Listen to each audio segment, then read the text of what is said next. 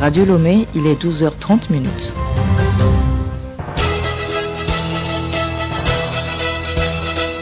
Le journal Yasmine Adoko.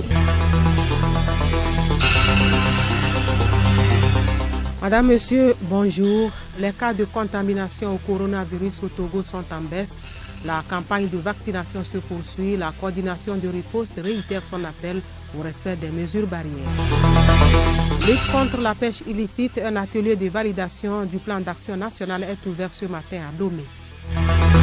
Proche-Orient, vers un cessez-le-feu dans la bande de Gaza, les démarches se multiplient alors que sur le terrain, on note une certaine accalmie. Et puis sport football, stage des éperviers du Togo en Turquie du 29 mai au 10 juin prochain. Le sélectionneur par intérim, Jonas Komla, donnera les détails et la liste des joueurs sélectionnés ce vendredi au cours d'une conférence de presse au siège de la FTF.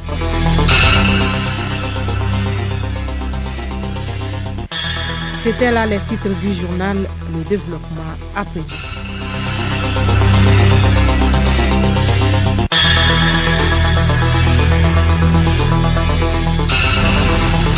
Radiolomé.tg.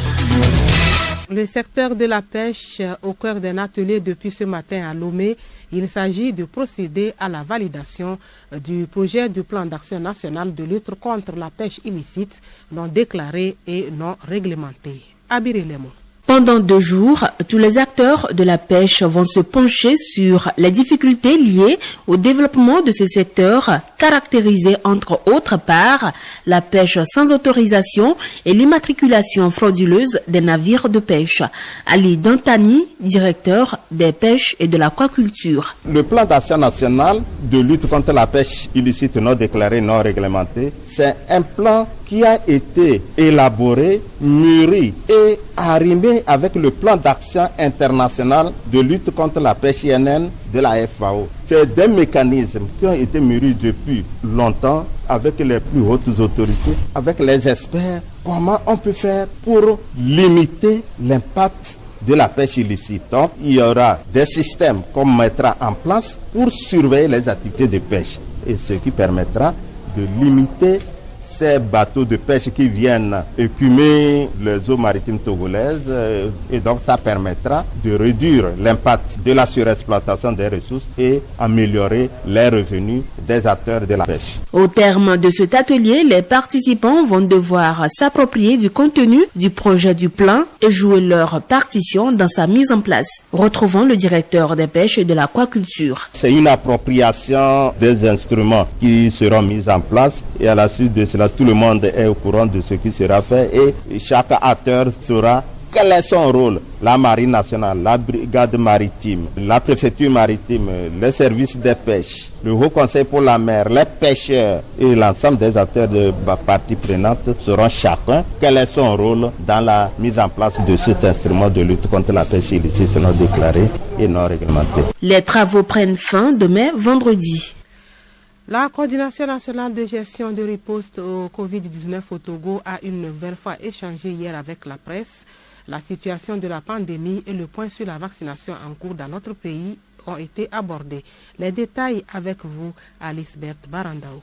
Il s'est d'abord agi de faire la situation de la pandémie au Togo, marquée par la baisse des chiffres, la vaccination et la conduite à tenir pour recevoir la deuxième dose. La coordination de la riposte se réjouit de la baisse des chiffres du coronavirus dans tous ses aspects. Médecin-colonel Djibril Mohamed. Nous sommes partis de plus de 1000 cas par semaine en mars pour arriver actuellement à moins de 100 cas par semaine. Actuellement, pour la période du 12 au 18 mai, nous avons enregistré 90 cas et aucun décès. La semaine dernière, c'était 159. La semaine d'avant, 153. Mais il y a de cela un mois, on était à 1100, 1200. Donc nous sommes partis plus de 1000 cas par semaine pour arriver à moins de 100 cas par semaine.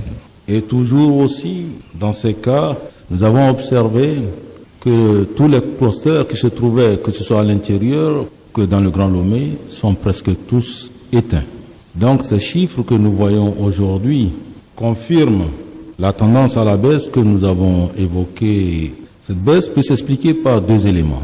Le premier, c'est le respect des mesures barrières et des mesures restrictives. Dans le Grand Lomé, il y a le respect des mesures barrières et le respect des mesures restrictives. Le second volet qui a entraîné la baisse de ces chiffres, c'est la vaccination. Parce que nous avons vu les stigmates qui confirment la baisse. Bien sûr, les chiffres ça baisse, mais on voit notre stigmate ailleurs, c'est les centres de soins. Nous avons annoncé qu'on était à l'agonie, que les services de réanimation étaient pleins. Actuellement, vous allez au CHR, ça s'est vidé. Il y a très peu de cas. En réanimation, nous avons 7 cas. Et nous pensons que les choses vont aller en s'améliorant. Donc la baisse de ces cas s'explique, comme je disais tantôt, par le respect des mesures barrières. Et ça montre que les campagnes de sensibilisation et le renforcement de la surveillance ont été efficaces. Mais aussi, ça montre aussi que la vaccination commence par marquer ses pas dans la riposte. Mais il faut savoir aussi que nous ne sommes pas autant tirés d'affaire, parce que la situation reste sous surveillance accrue en raison de l'évolution de la pandémie dans certains pays. Même si nous avons les bons résultats actuellement, que les chiffres s'améliorent, le combat doit continuer pour éviter l'effet rebond.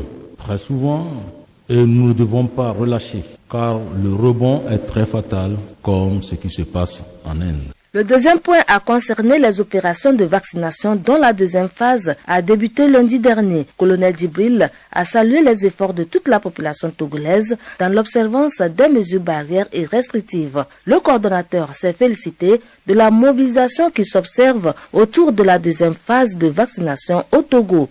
Il se prononce sur les conditions de l'obtention de la deuxième dose et sur le vaccin chinois, le Sinovac.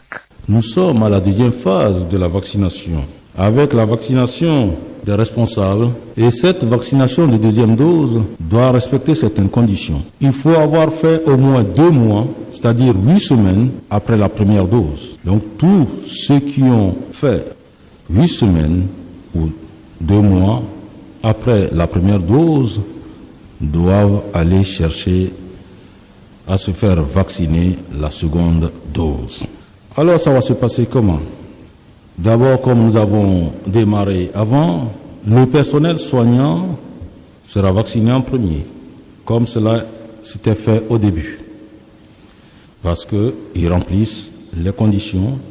Et la vaccination du personnel soignant va durer 48 à 72 heures. Le reste de la population sera invité par les voies habituelles au fur et à mesure, soit par des communiqués, soit par des messages que les personnes vaccinées recevront par le biais de la plateforme, parce qu'ils ont été enrôlés, pour leur dire, vous avez été vacciné tel jour, votre deuxième dose va commencer à partir de telle date. Et l'enrôlement et l'enregistrement sur la plateforme est important parce que ça permettra de vous donner une carte après pour ceux qui veulent voyager, pour ceux qui veulent utiliser ça pour autre chose. Et c'est très important. Nous attendons d'autres livraisons de vaccins aussi qui vont arriver d'ici quelques semaines, car notre objectif est d'administrer des vaccins fiables à un grand nombre de Togolais d'ici la fin de l'année pour atteindre rapidement l'immunité collective qui est indispensable pour permettre au pays de reprendre toutes les activités. Le colonel Djibril appelle à toujours rester vigilant malgré la baisse des chiffres au Togo car la maladie circule encore. Parlant de la vaccination, sachez que le Conseil de sécurité des Nations Unies a souligné hier, dans une déclaration adoptée à l'unanimité, la nécessité d'accroître l'aide à l'Afrique face à la pandémie de Covid-19, notamment en matière de vaccins, jugeant insuffisante la vaccination sur le continent. Selon le Conseil, l'Afrique n'a reçu que 2% de tous les vaccins administrés à l'échelle mondiale. L'ONU invite les pays développés et tous ceux qui peuvent le faire à accélérer le don de doses de vaccins sûrs et efficaces aux pays africains qui en ont besoin. Les prix de céréales au Togo selon l'ANSAT, le bol de maïs coûte cette semaine 700 francs CFA le sac, 28 000 francs CFA dans toute la région maritime. Le bol du sorgho est à 900 francs CFA et le sac à 36 000 francs CFA. Le haricot, toujours dans la maritime, est à 1700 le bol et 68 000 francs le sac. Le mil est à 1200 francs le bol et 48 000 francs le sac. Et enfin, le gari est à 1200 francs le bol et 48 000 francs le sac. Nous y reviendrons dans nos prochaines éditions. Le journal Yasmine Adoko. Hors du Togo, l'ouverture du procès de l'ancien Premier ministre ivoirien Guillaume Soro et d'une vingtaine de ses proches a tourné court. À l'issue d'une demi-journée d'audience hier à Abidjan, le tribunal criminel a prononcé un report de l'audience d'une semaine. Cette audience s'est résumée en une bataille de procédure entre le ministère public et la défense. Les avocats de Guillaume Soro dénonçant de grossières infractions à la procédure.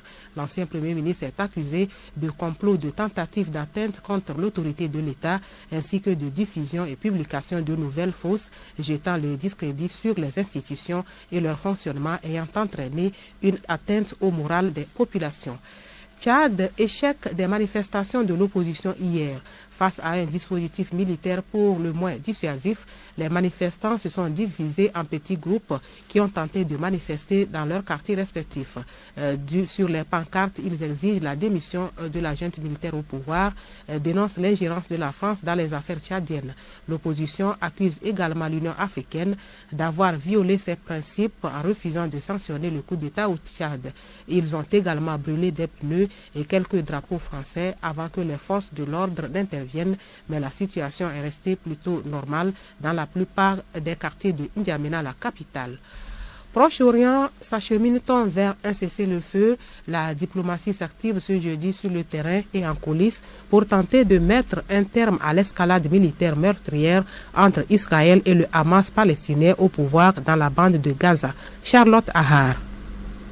Sur le terrain, une certaine accalmie est perceptible. Pendant plusieurs heures, aucune roquette n'a été tirée par le Hamas vers le sud d'Israël qui a pour sa part continué à pilonner le réseau de tunnels construit par le mouvement islamiste dans la bande de Gaza, mais de façon moins intensive que ces derniers jours. En fait, la véritable bataille se déroule sur le front diplomatique.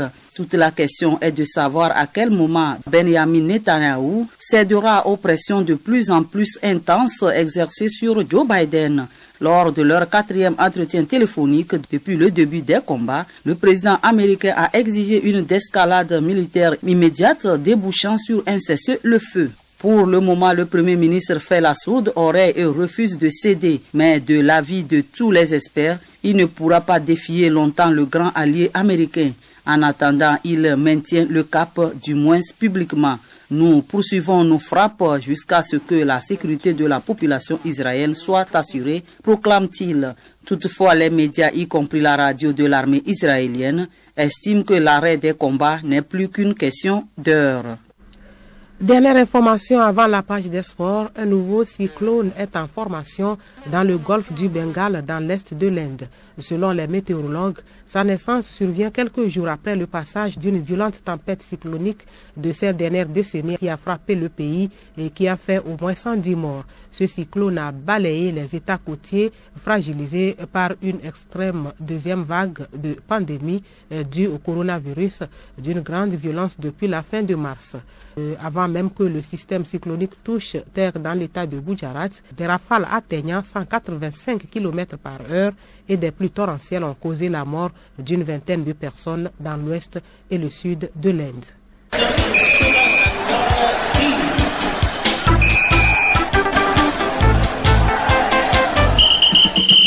Les éperviers dames devront attendre octobre pour démarrer leur campagne pour les éliminatoires de la CAN 2022.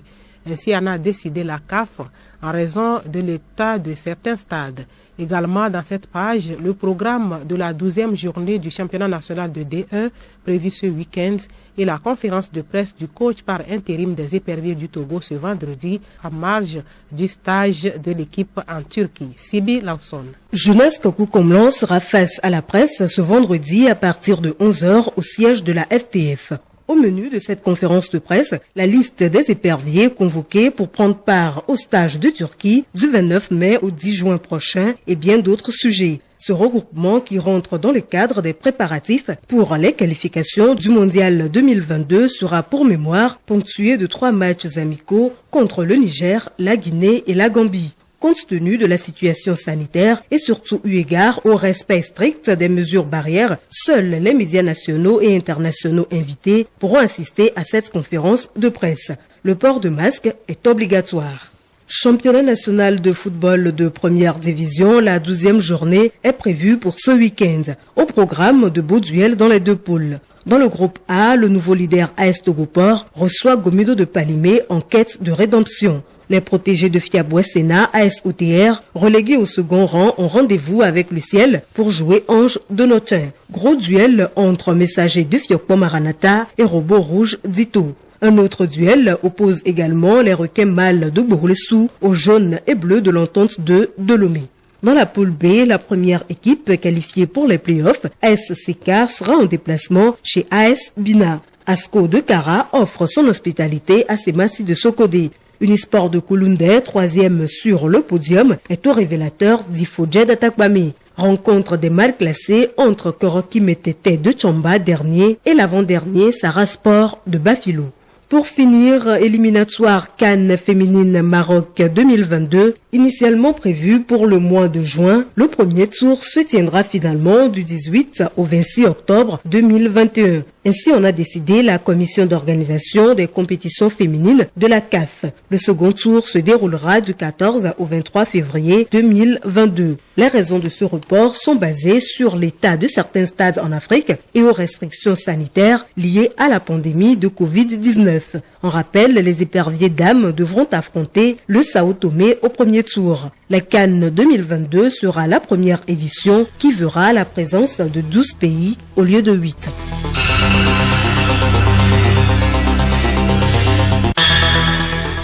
C'est la fin de ce journal. Retenez pour l'essentiel que les cas de contamination au coronavirus au Togo sont en baisse. La campagne de vaccination se poursuit. La coordination de riposte réitère son appel au respect des mesures barrières. Merci d'avoir suivi le journal.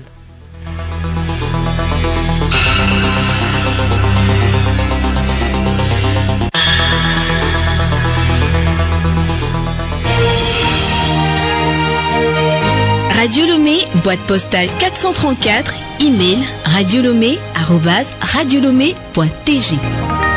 radiolomé.tg